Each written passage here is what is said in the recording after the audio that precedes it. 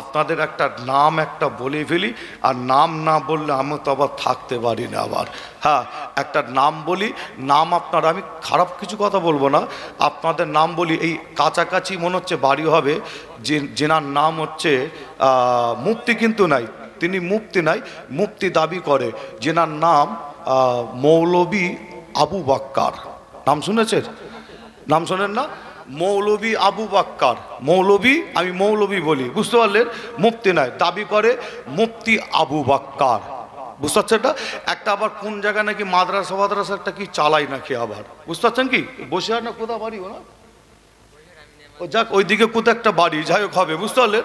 হ্যাঁ, সব থেকে বেশি ফেতনা লাগিয়ে রেখেছে আবার, ফেতনা আবার এদের আবার উনি আবার গায়ে আবার কাদা লাগতে দেয় না, আবার সব ভেতরের খবর জানি আমি, গায়ে কাদা লাগতে দেয় রে। নাম হচ্ছে মৌলবী আবু বাক্কার। হ্যাঁ, কটা নাম বলবো?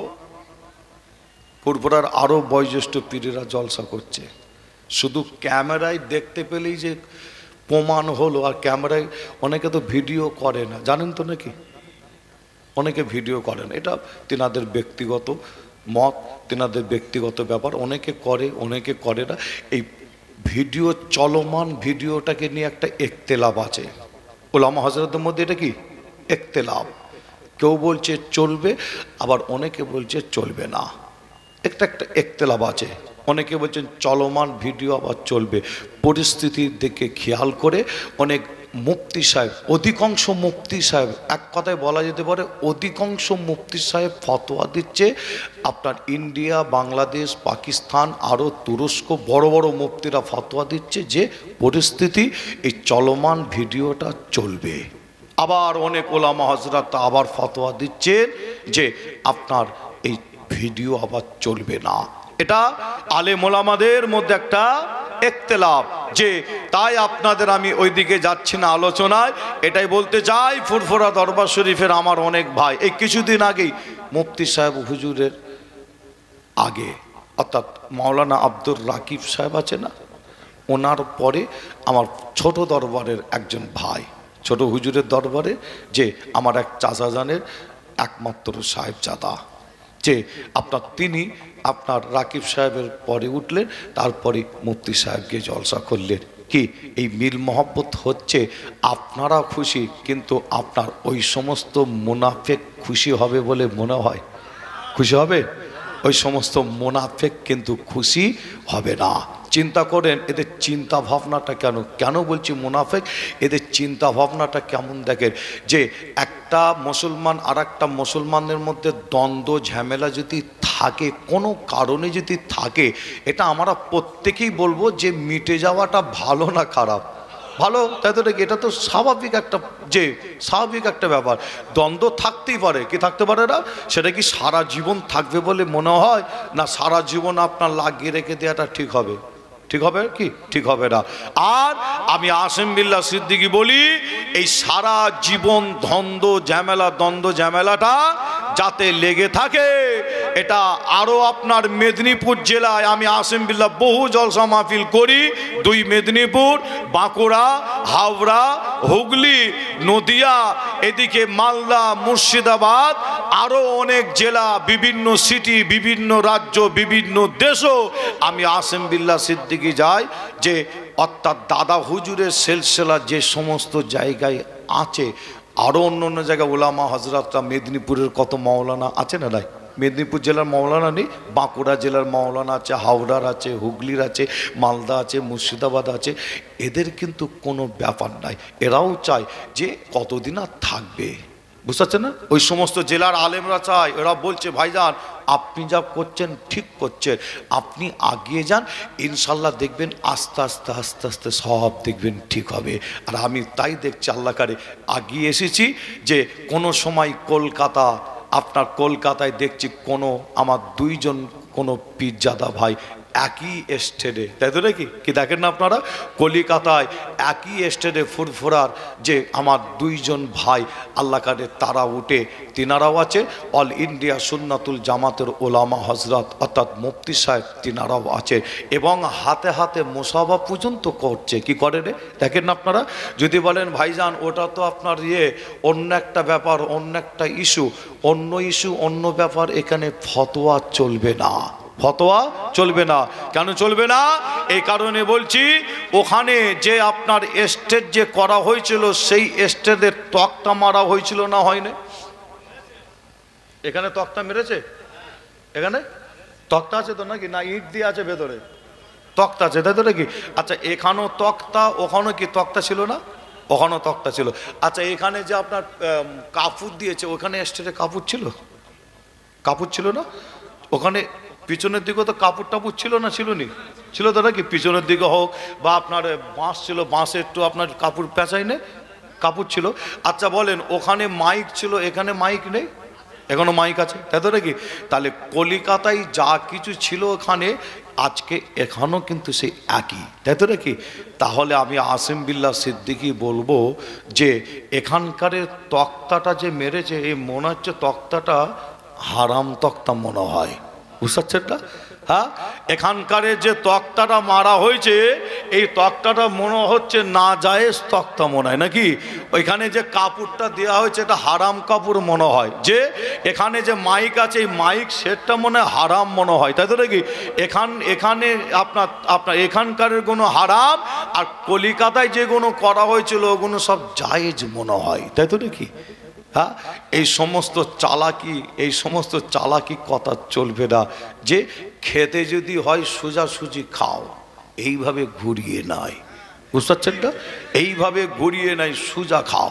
যে আপনাদের ছোট ভাই ছেলে হিসাবে আমি আসিম বিল্লাহ সিদ্দিকী, আমিও খুশি আল্লাহ কারে। সেখানে আমি আসিম বিল্লাহ, আমার যাওয়ার কথা ছিল, যে কোনো কারণে আমি যেতে পারিনি, তবে আমি সেই প্রোগ্রাম দেখে আমিও খুশি। ফুরফুরা দরবার শরীফের দুইজন পীরজাদা ভাই মুফতি সাহেব হুজুররা ছিলেন, এবং আরও বাংলার ওলামা হজরত বিভিন্ন মত পথের, তাই তো নাকি?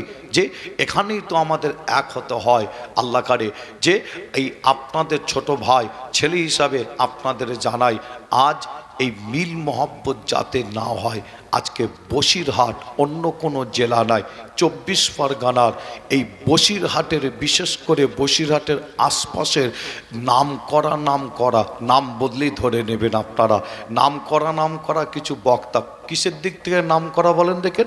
অন্যদিকে নাই, সব সময় ফেতনা লাগানো, বুঝতে পারছেন না? ফেতনা লাগানো নাম করা কিছু বক্তা আছে, এরা হচ্ছে বেশি বিরোধিতা করছে, আর এরা চায় যাতে ফুরফুরার সাথে সব সময় লেগে থাকে, ফুরফুরার সাথে যাতে মিল না হয়। আর এরও একটা কারণ আছে, বলে যাব আপনারা শুনবেন। যে এর মূল কারণ হলো, আমি খুঁজে খুঁজে পেয়েছি কি জানেন?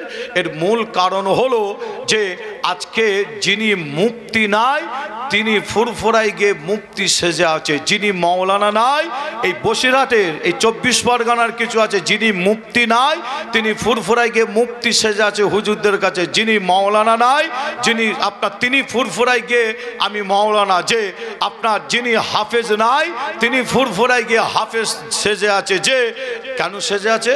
হুজুররা তাহলে একটু গুরুত্ব দেবে, বুঝতে পারছেন না? ফুরফুরার হুজুররা একটু গুরুত্ব দেবে, আমি মুফতি, হ্যাঁ আমি অমুক, আমি মাওলানা। আর কেমন মুফতি জানেন? আপনাদের একটা নাম একটা বলে ফেলি, আর নাম না বললে আমি তো আবার থাকতে পারি না আবার। হ্যাঁ, একটা নাম বলি, নাম আপনারা, আমি খারাপ কিছু কথা বলবো না, আপনাদের নাম বলি। এই কাছাকাছি মনে হচ্ছে বাড়ি হবে, যেনার নাম হচ্ছে মুফতি কিন্তু নাই, তিনি মুফতি নাই, মুফতি দাবি করে, যেনার নাম মৌলবী আবু বাক্কার। নাম শুনেছেন? নাম শোনেন না?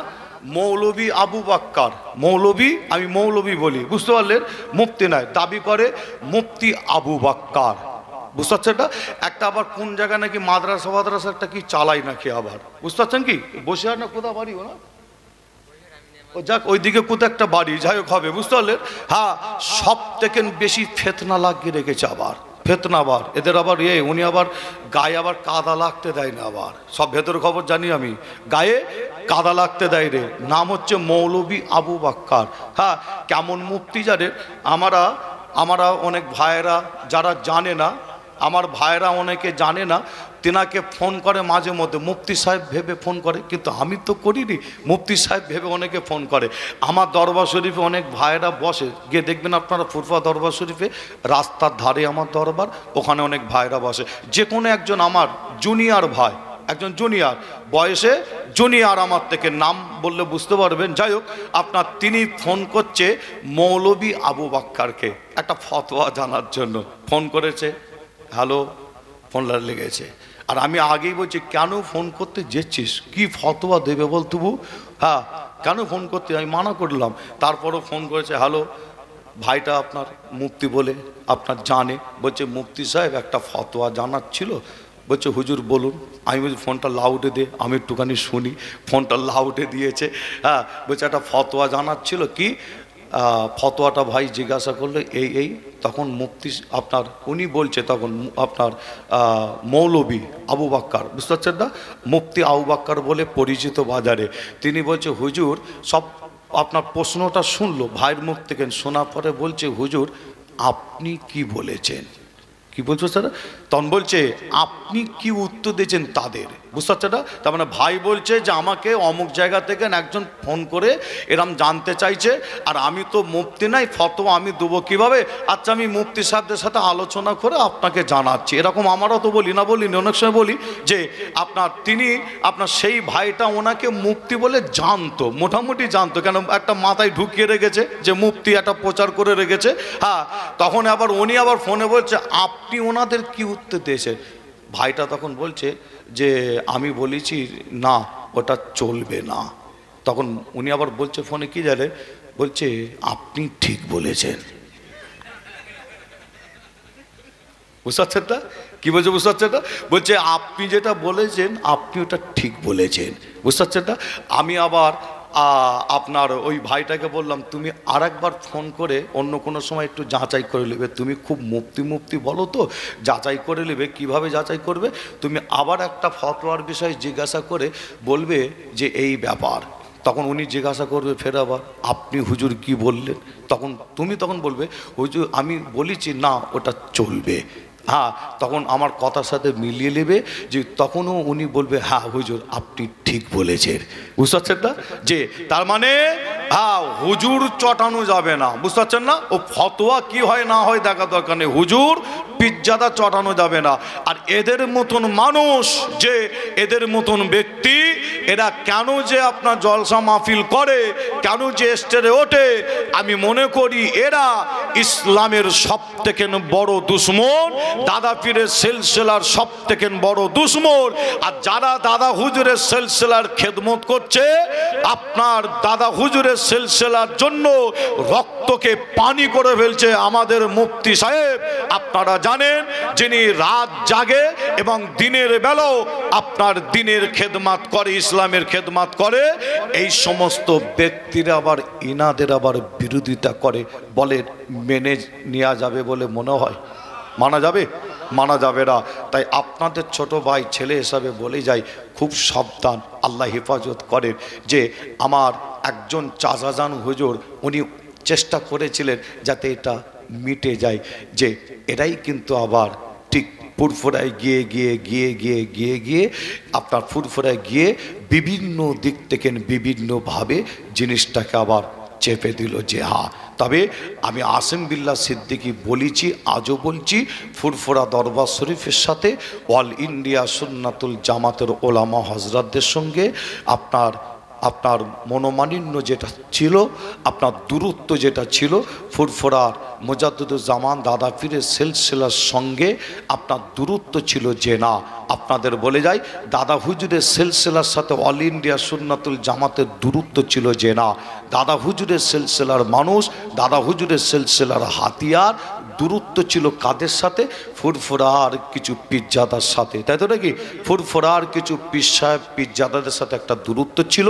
তবে আমি আসিম বিল্লাহ সিদ্দিকী আমার চেষ্টায় ইনশাল্লাহ অনেক আমরা এক হয়েছি, আবার ইনশাল্লাহ সামনে আরো সময় আছে, দেখবেন ইনশাল্লাহ একই স্টেজে আল্লাহ কারে সকলকে দেখা যাবে। জোরে বলুন, জোরে হবে না? ও দুজন চারজন মুনাফিক যদি নাও আসে, এতে কিন্তু আমাদের কাজ বন্ধ রাখা যাবে? বন্ধ রাখা যাবে না। দুজন চারজন মুনাফিক যারা আছে থাকবে, যে কিন্তু মুসলমান এক হোক, এই কাজ আমি চালাচ্ছি, ইনশাল্লাহ চালিয়ে যাব। আমার জন্য দোয়া চাইবেন, আমি আপনাদের প্রত্যেকের জন্য দোয়া চাই। আল্লাহ আমাদের সকলকে এক হওয়ার তৌফিক দান করেন। জোরে বলুন আল্লাহুম্মা আমিন। আল্লামা রুহুল আমিন সাহেব হুজুরকে দাদা হুজুর দেখে উঠে দাঁড়িয়ে সম্মান করতেন। কেন বলেন দেখেন? আপনারা একবার নাই অনেক ওলামা হজরতদের জবান থেকে শুনেছেন যে বসিরহাট আল্লামা রুহুল আমিন সাহেব হুজুর বলতেন, হুজুর আপনি আমার পীর, আপনি আমাকে দেখে উঠে পড়েন, আমাকে একটু লজ্জা লাগে। লাগবে না? অবশ্যই। তাই তো নাকি? পীর দাদা হুজুর ফুরফুরা পীর আবু বকর দাদা হুজুর বলতেন কি জানেন? বাবা রুহুল আমিন, আমি তোমাকে দেখে উঠিনি গো, তোমার মধ্যে যে এলেমটা আছে সেই এলেমকে দেখে আমি আবু বকর উঠে দাঁড়িয়ে পড়ি। জোরে বলো, আরো জোরে হবে না? যে আজ তারা আল্লামা রুহুল আমিন সাহেব হুজুরকে, যে ওই রকম একজন ব্যক্তি, ওই রকম একজন মানুষ, ওই রকম একজন আল্লাহর ওলিকে সামনে রেখে তারা আজকে আবার সমাজে ভালো হওয়ার চেষ্টা করছে। কিন্তু আপনারা মোবাইলে দেখলে আপনারা পাবেন, আর আগেকারের এরকম হ্যান্ডবিল পোস্টার বই হাজারো খুঁজলে আপনারা পাবেন। মানুষের কাছে তোলা আছে তিনার বিরুদ্ধে কত ইস্তেহার, কত হ্যান্ডবিল, কত কি ছাড়া হয়েছিল, তিনাকে কত ছোট বড় কথা বলা হয়েছিল, গালাগালি পর্যন্ত করা হয়েছিল। যে এমনও কথা বলা হয়েছে যে তিনি যখন মারা যাচ্ছেন, ইন্তেকাল করছেন, যে ইমান হারা হয়ে মারা যাচ্ছিল, যে ফুরফুরা শরীফ থেকে কোনো একজন হুজুর গিয়ে ভয়েস দিয়েছে, তারপরে আল্লামা রুহুল আমিন সাহেব হুজুর এলেম নাকি আবার ফিরে পেয়েছে। জোরে বলুন নাউজুবিল্লাহ, আরো জোরে হবে না? যে যে এই সমস্ত কথা বলেছে, একটা সময় রেকর্ড আছে, বহু মানুষ জানে, যে এমন কি বলা হয়েছে তিনি যখন নাকি ইন্তেকাল করছেন, দুনিয়া থেকে বিদায় নিচ্ছে, ঈমান হারা হয়ে নাকি যাচ্ছিল। বলবেন না নাউজুবিল্লাহ? আরো জোরে হবে না? চিন্তা করেন কত বড় কথা। আর সেই সমস্ত ব্যক্তি, আর তাদের সাথে আবার কিছু এই বসিরহাটের কিছু আবার মৌলবী তাদের সাথে এক হয়ে আল্লামা রুহুল আমিন সাহেব হুজুরকে সামনে রেখেছে। কেন? এই সামনে না রাখলে বসিরহাটের মানুষ তো আমাদের ছুঁড়ে ফেলে দেবে। বুঝতে পারছেন না? বাদুরিয়ার মানুষ তো ছুঁড়ে ফেলে দেবে, বেড়াচাপার মানুষ তো ছুঁড়ে ফেলে দেবে। কেন? এই সমস্ত মানুষরা আল্লামার দাদা হুজুরকে তো অবশ্যই মহব্বত করে। দাদা হুজুর না হলে আল্লামা হুজুরকে চেনা যেত কি? চেনা যেত না, তাই তো নাকি? দাদা হুজুরকে অবশ্যই মহব্বত করে।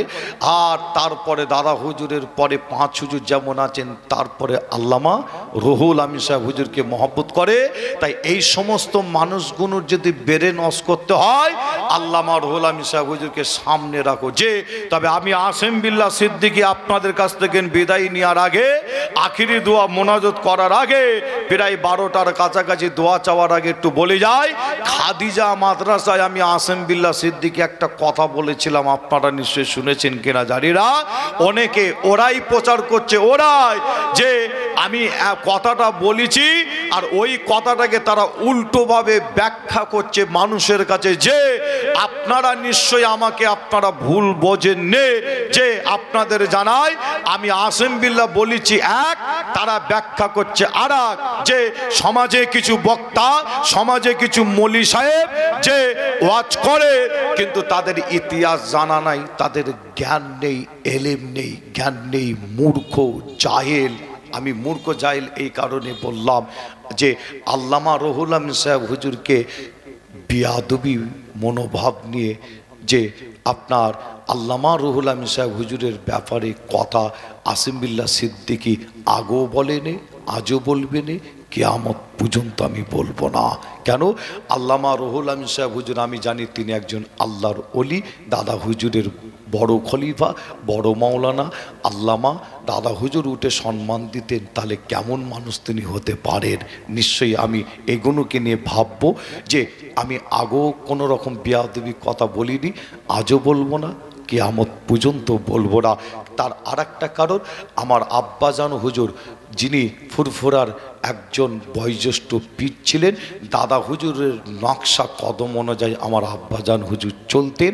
যে একদম 60 থেকে 62 বছর আল্লাহ আমার আব্বাজানের হায়াত দিয়েছিলেন। দাদা হুজুরের নকশা কদম অনুযায়ী কেমন চলতো একটা উদাহরণ দিলে বুঝতে পারবেন। এই 60 থেকে 62 বছর বয়স আল্লাহ দিয়েছিলেন। শুধু ভারত নয়, বাংলাদেশেও তিনি খেদমত করেছেন।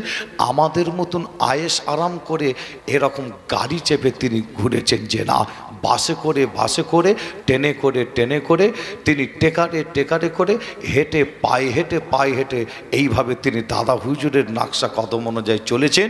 যে তিনি এমন একজন মানুষ ছিলেন আমার আব্বাজান হুজুর, তিনি যখন ইন্তেকাল করেন, ইন্তেকালের পরে 2 মসজিদের মুসল্লিরা তর্ক বিতর্ক শুরু করে। দাদা হুজুরের মাজারের পাশে মসজিদ, ওখানকারের মুসল্লি, ছোট হুজুরের মাজারের পাশে মসজিদ, ওখানকারের মুসল্লি তর্ক বিতর্ক শুরু করে। কি তর্ক বিতর্ক? যে আমার আব্বাজান হুজুরকে একই টাইমে একই সময় ঈশান নামাজ দুটো মসজিদে একই টাইমে হয়, আর এই দুটো মসজিদে আব্বাজান হুজুরকে একই টাইমে একই সময় নামাজ পড়তে দেখা যায়। জোরে বলুন, আরো জোরে হবে না? 2 মসজিদের মুসল্লিরা তর্ক বিতর্ক করে। কেউ বলে না এখানে হুজুর পড়েছে, আমি নিজে দেখেছি।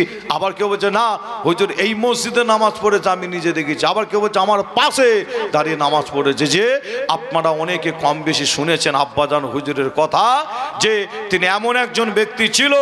আমার আব্বাজানের সঙ্গে আমি ছোটবেলায় বাসে করে আল্লামা রুহুল আমিন সাহেব হুজুরের মাজার জিয়ারত কয়েকবার আব্বাজানের সাথে এসে করে গেছি। বাসে করে হুজুরের মাজারে এসে দোয়া নিয়ে গেছি। যে কিন্তু সমাজে আসিম বিল্লাহ সিদ্দিকীকে উড়িয়ে দেওয়ার জন্য কি আল্লামা রুহুল আমিন সাহেব হুজুরকে ঢাল করে বলছে আসিম বিল্লাহ সিদ্দিকী বেয়াদবি করেছে, বেয়াদবি কথা বলেছে। কি বলেছে? না ওনার লাশ তুলে এসে নাকি খাদিজাই দাফন করে দেবে বলেছে। আচ্ছা বলেন কত বড় মিথ্যুক, জাহেল, মূর্খ বক্তা। চিন্তা করেন। আমি কিন্তু এ কথা বলিনি, মোবাইল খুললে আপনারা পাবেন। আমি ওখানে একটা কথা বলেছি, যদি শরিয়াত ইসলাম যদি হুকুম দিত, কি কথাটা বুঝতে পারছেন না? আর এরা প্রচার করছে কি আসিম বিল্লাহ সিদ্দিকী বলছে যে জাহেল, মূর্খ বক্তা, যে এলেম নেই। এরা বলছে কি যে উনি নাকি আমার কথা আমাকে ইশারা করে বলছে নাম ধরার ক্ষমতা এদের হয়নি। বুঝতে পারছেন না?